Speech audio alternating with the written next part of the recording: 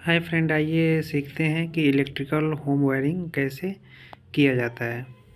वो home wiring हो या डोमेस्टिक वायरिंग हो, कमर्शियल हो, कोई भी वायरिंग करना हो तो उसका जनरल पर्पज़ क्या होता है, उसको हम लोग सीखते हैं कि कैसे इसको किया जाता है। तो देखिए, कोई भी वायरिंग करने के लिए सबसे पहले आपको एक मेंस सप्लाई होती है। मेंस सप्लाई में आपको एक न्यूट्रल देखने को मिलता है और एक लाइन, जैसे यहाँ पे एन और एल दिख रहा है आपको। तो न्यूट्रल तो होता ही है, लाइन जो होता है उसको आप लाइन बोल सकते हैं या इसको आप फेज भी बोल सकते हैं। तो जो मेन सप्लाई होता है वो सबसे पहले आपके मीटर बॉक्स में आके एंटर होता है। जो भी आपका फेज और न्यूट्रल वायर होगा, जो भी आप मेन सप्लाई लेते हो खंभे से, पोल से या किसी भी इलेक्ट्रिकल सोर्स से या केबल से, तो वो क्या होगा कि सबसे पहले आपको एनर्जी मीटर में वो आके इनपुट होगा। एनर्जी मीटर क्या है, इसको ईएम लिखा है एनर्जी मीटर, या जनरल आप इसको मीटर भी बोलते हो। जो आप कितना एनर्जी कंजप्शन करते हो उसको वो क्या करता है, रीड करता है।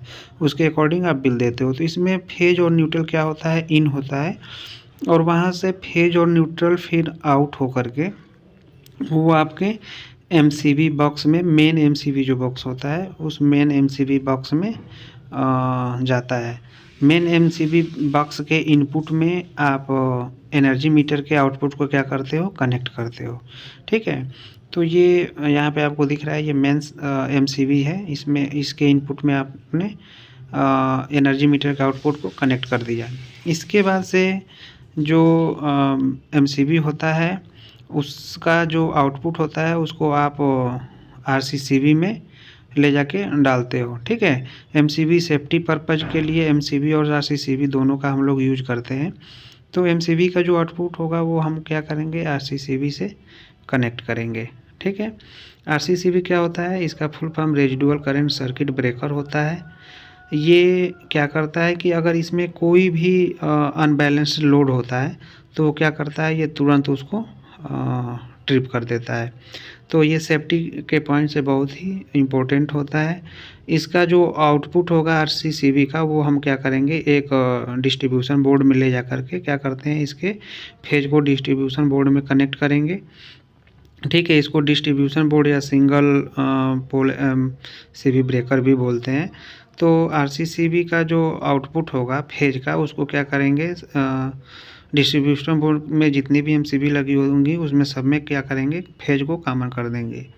और जो न्यूट्रल होगा उस न्यूट्रल को क्या करते हैं, किसी न्यूट्रल पॉइंट पे ले जा कर के कनेक्ट कर देते हैं। न्यूट्रल पॉइंट को न्यूट्रल पॉइंट भी बोल सकते हो या आप न्यूट्रल बस बार भी इसको बोला जाता है। ठीक है। आप डिस्ट्रीब्यूशन बोर्ड देखे होंगे तो उसमें न्यूट्रल का बस बार ऊपर बना होता है। ठीक है।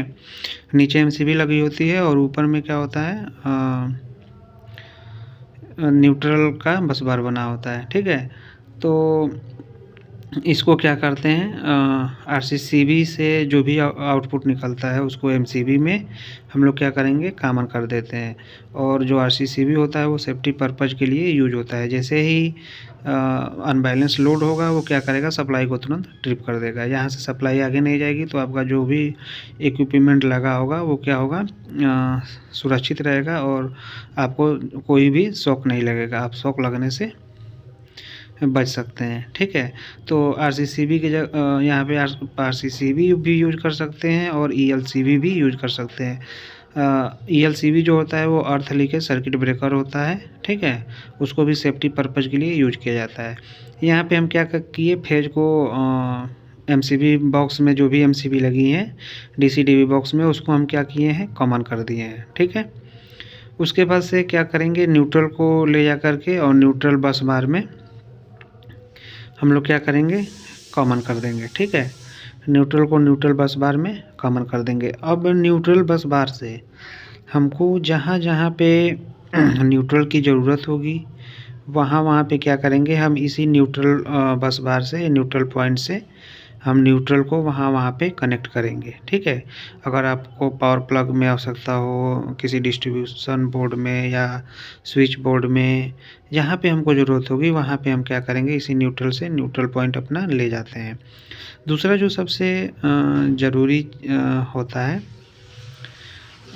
वो क्या है कि जो आपका एमसीबी लगा होता है उस पे आप नंबरिंग कर सकते हैं 1 2 3 4 5 6। तो इसमें 1 से लेकर के 6 तक एमसीबी लगी हुई है। अब एमसीबी को अपने यूज के अकॉर्डिंग हम इसको यूज करेंगे, ठीक है। क्योंकि इसमें फेज हम नीचे सब में कॉमन कर दिए हैं। अब जहाँ जहाँ फेज की ज़रूरत होगी वहाँ वहाँ पे हम लोग फेज ले जाएंगे, ठीक है। तो इसके अलावा एक और जो ज़रूरी चीज़ होता है वो होता है आपका अर्थिंग पॉइंट, ठीक है। अर्थिंग पॉइंट भी बहुत ही ज़रूरी होता है इलेक्ट्रिकल सिस्टम में, ठीक है। क्योंकि किसी भी जो हाई पावर की चीज़ें होती हैं जैसे पावर प्लग हुआ, आपका मोटर हुआ या कोई भी और चीज़ हुआ, उसके लिए अर्थिंग बहुत ही ज़रूरी होता है। तो हम सबसे पहले अर्थिंग कर देते हैं और अर्थिंग के लिए एक अर्थिंग पॉइंट या अर्थिंग बस बार बना देते हैं। यहाँ से जहाँ जहाँ हमको अर्थिंग की ज़रूरत होगी वहाँ वहाँ पे इसी पॉइंट से हम क्या करेंगे, अर्थिंग लेके जाएंगे। जैसे पावर प्लग में हम क्या करेंगे, यहाँ से अर्थिंग दोनों पावर प्लग में अर्थिंग यहाँ से कनेक्ट कर देंगे। अगर और हमको न्यूट्रल कनेक्ट करना है तो न्यूट्रल बस बार से न्यूट्रल दोनों पावर प्लग को न्यूट्रल यहाँ से हम लोग दे देंगे, ठीक है।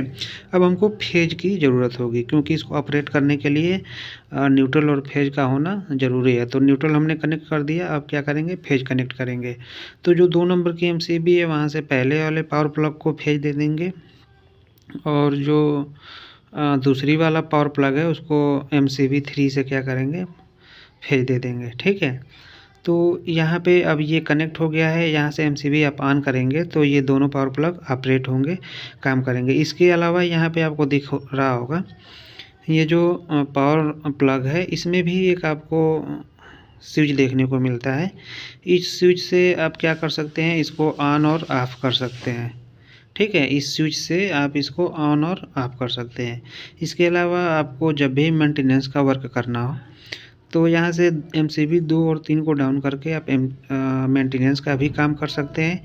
इसके अलावा अगर यहाँ पे कोई भी शॉर्ट सर्किट होता है या कुछ होता है दोनों पावर प्लग में तो दोनों एमसीबी आपका ट्रिप कर जाएगा। यानी एमसीबी के 2 वर्क हैं, एक तो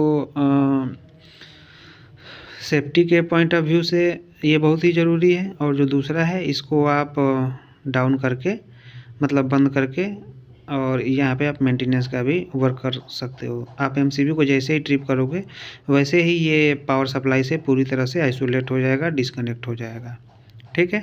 तो आप इस एमसीबी को एज ए सेफ्टी पॉइंट से और एज ए मेंटेनेंस दोनों तरह से इसको यूज कर सकते हो, ठीक है। अब क्या है कि जो नेक्स्ट है वो आप हाउस वायरिंग में आप देखते होंगे कि आपको लाइट जलाना हो, फैन चलाना हो तो उसके लिए आपको एक स्विच बोर्ड की ज़रूरत होती है। उस स्विच बोर्ड में आप बहुत सारे स्विच यूज करते हो और रेगुलेटर या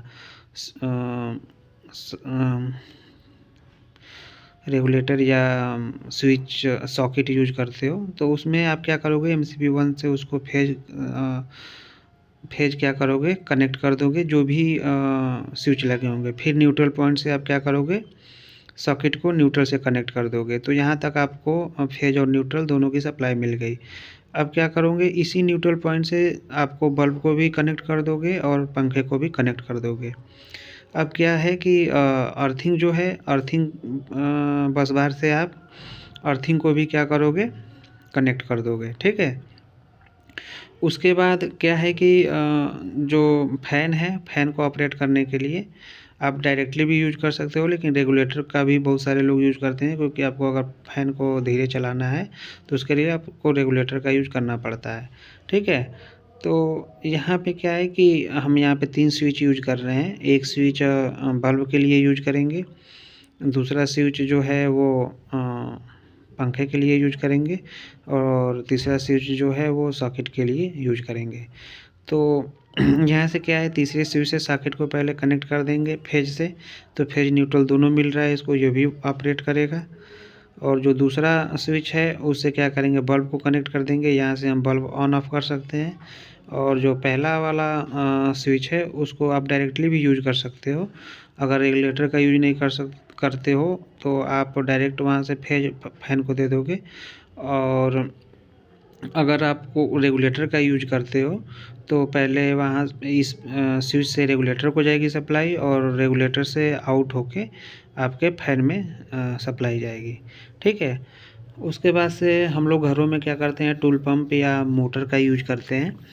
तो उसको भी चलाने के लिए सबसे पहले क्या करेंगे, अर्थिंग कनेक्ट करेंगे। अर्थिंग को मोटर से और मोटर स्टार्टर दोनों से कनेक्ट करते हैं। उसके बाद न्यूट्रल पॉइंट से स्टार्टर को न्यूट्रल भी दे देंगे, यहाँ से इसको कनेक्ट कर देंगे। और जो MCB 4 है उससे हम क्या करेंगे, स्टार्टर को कनेक्ट कर देंगे।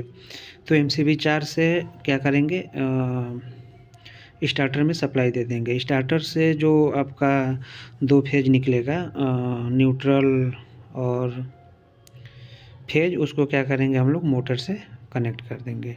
ठीक है। इसमें जो दो आपको रेड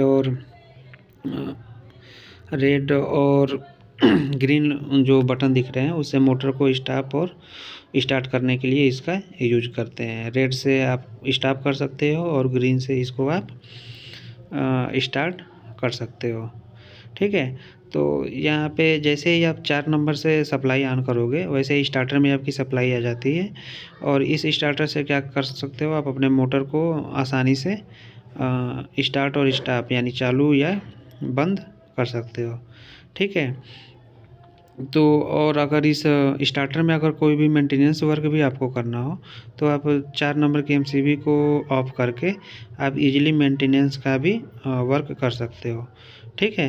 तो ये एक जनरल वायरिंग डायग्राम आपके सामने हम दिखाए हैं। उम्मीद करते हैं कि काफ़ी आपको पसंद आया होगा।